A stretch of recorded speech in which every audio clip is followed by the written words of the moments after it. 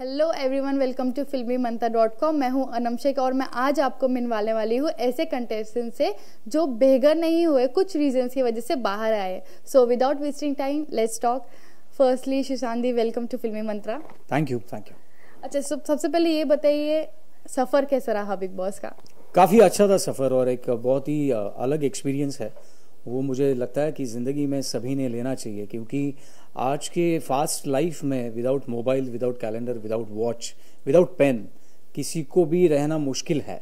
लेकिन आपकी ज़िंदगी में अगर आप 2 दिन में आपके घर पे अगर आपको लॉक करके कोई रखे और सारी चीज़ें दे और आपको बोले कि ये सब चीज़ें आपको यूज़ करने के लिए नहीं मिलेंगी, तो आप नहीं रह पाओगे। लेकिन आज 50 दिन होने के बाद मैं बिग बॉस और कलर्स मराठी का बहुत ही शुक्रगुजार हूँ कि मेरे लाइफ में ये 50 दिन मुझे बहुत कुछ एक अच्छी लेसन मिली और उसका मुझे बहुत आगे जाके फ़ायदा होगा। अच्छा, रीज़न क्या था बिग बॉस से बाहर आने का?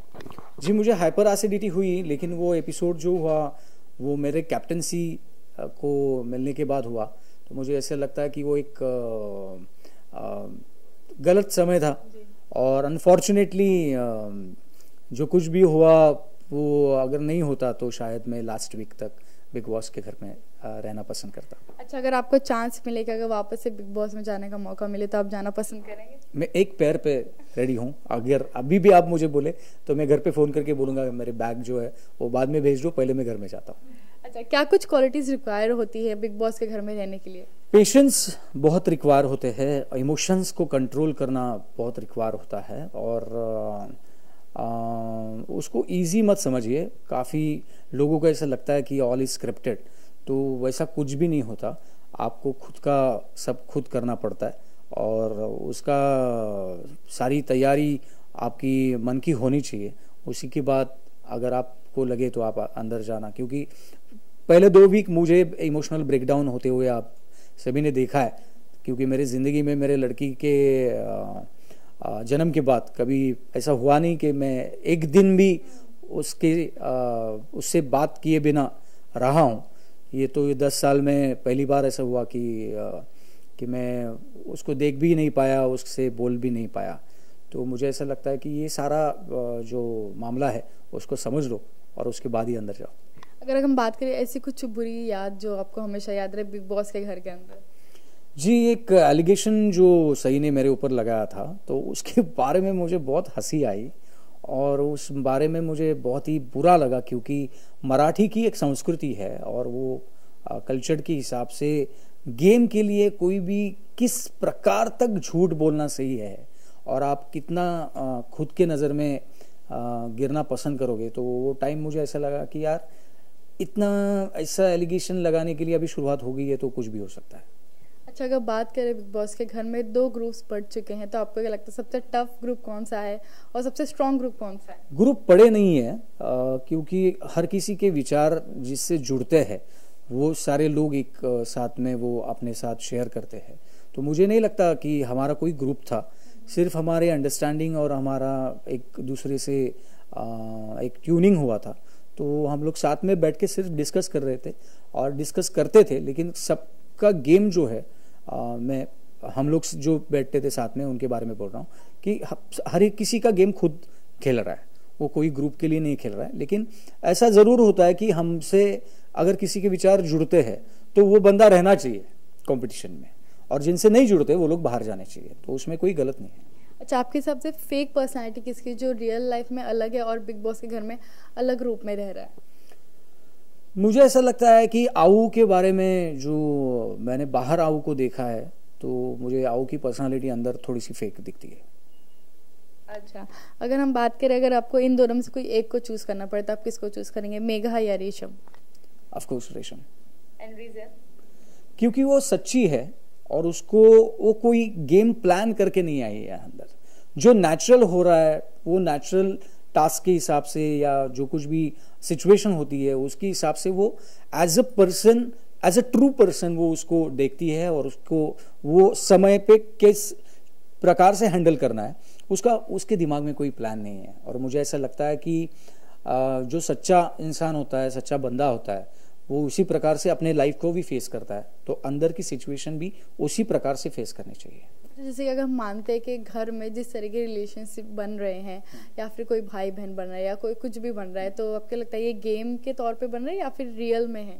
नहीं, जूही का और मेरा जो रिलेशन हुआ, तो मैं खुद इकलौता लड़का हूँ, मुझे कोई बहन नहीं है। एक मुंह बोली बहन है गौरी, और मेरी बुआ की लड़की है 6, और कजिन सिस्टर है, लेकिन सगी बहन नहीं है। लेकिन मेरी जिंदगी में 50 दिन मैंने अंदर जाने के बाद जो जूही के साथ बिताए, तो वो हिसाब से उसने मुझे दादा बोला पहले दिन, और वो दादा के लिए कुछ भी करने के लिए तैयार थी, मैं भी उसके लिए कुछ भी करने के लिए तैयार था। तो 24 घंटे ना, मैं मेरे ये करियर में आने के बाद एक्टिंग के, मैं मेरे मम्मी डैडी के साथ भी 24 घंटे बिताया नहीं है। तो वो घर में इतना हो गया कि वो रिलेशन गेम के लिए बनाए ऐसा समय ही नहीं था, वो इमोशंस था, और वो बाहर निकले। इसीलिए वो उसको नहीं तो इंडस्ट्री में आजकल कोई भाई बहन नहीं रहता और कोई किसी को बहन बनाता नहीं है, कभी कभी हो सकता है। तो ये गेम के लिए नहीं था, ये एक्चुअल इमोशंस थे, और ये ट्रू इमोशंस है फॉर हर। अच्छा, भूषण या Sai? Of course Bhushan. Again मैं कहूँगा सच्चा बंदा है, और कोई प्लान करके आया नहीं है, मिडिल क्लास फैमिली का लड़का है, और थिएटर किया हुआ है उसने, और बहुत ट्रू पर्सन है, तो मुझे ऐसा लगता है Bhushan. Who is the fair player, Astad और Bhushan? Bhushan is the fair player. Astad game के हिसाब से कभी भी पलटी मार सकता है, लेकिन भूषण नहीं मारेगा। अच्छा, again who is the fair player, Sai या मेघा? मेघा। मेघा। अच्छा, who is the fair gamer जो अभी तक कोई पॉलिटिक्स में नहीं गया हो? रेशम नहीं गई है पॉलिटिक्स में, और भूषण भी पॉलिटिक्स में नहीं गया है, तो ये 2 प्लेयर फेयर है। रिसेंटली आप अपनी बेस्ट फ्रेंड पे काफी गुस्सा हुए थे, रीजन क्या था उसका? कौन बेस्ट फ्रेंड? आपका जो बेस्ट फ्रेंड है बिग बॉस के घर में। हाँ, वो क्या है कि उसने एक स्ट्रैटेजी बनाई, वो स्ट्रैटेजी के ऊपर मुझे बहुत हंसी आई कि उसने जूही को बोला कि उसकी बाबा गाड़ी जो है वो बाहर रखे, मैं नॉमिनेट होता हूँ और मैं आऊ को सेव करता हूँ। तो मुझे लगा कि अरे भाई, उसका रीजन क्या है? तो उसका रीजन उसने ऐसे बताया कि 4 वीक मैं सेफ हूँ, और मुझे ऐसा लगता है मैंने काफी कुछ अच्छा किया है, तो ऑडियंस मुझे सेव करेगी। बोले ये तेरा रीजन लॉजिकल नहीं है। वैसे देखा जाए तो आऊ बहुत सीनियर एक्ट्रेस है, उनका हिंदी में उन्होंने इतना सुपरहिट शो दिया है, उनका ऑडियंस का फॉलोइंग जो है वो हमारे से सभी से ज्यादा है। तो आऊ अगर नॉमिनेट होती है तो आऊ बाहर निकल सकती है, लेकिन हम में से अगर कोई भी नॉमिनेट हो गया तो शायद हम लोग घर से बाहर निकल जाएंगे। अच्छा। तो उसके वजह से उसका जो स्ट्रैटेजी था उसके ऊपर भड़का नहीं था, लेकिन वो स्ट्रैटेजी के ऊपर बहुत हंसी आई, और इसीलिए मैं गुस्सा हो गया। घर पे आपने रोटी बनाना भी सीख ली, आप पहले से सीखे हुए, तो उस पे भी आपको काफी मजाक उड़ाया गया था। देखो, रोटी बनाना बहुत जरूरी होता है, वो कौन से आकार की है वो जरूरी नहीं होता, क्योंकि वो बाद में सब उसके टुकड़े ही होते हैं और वो पेट में ही जाती है। तो काफी कुछ चीजें मुझे सीखने के लिए मिली।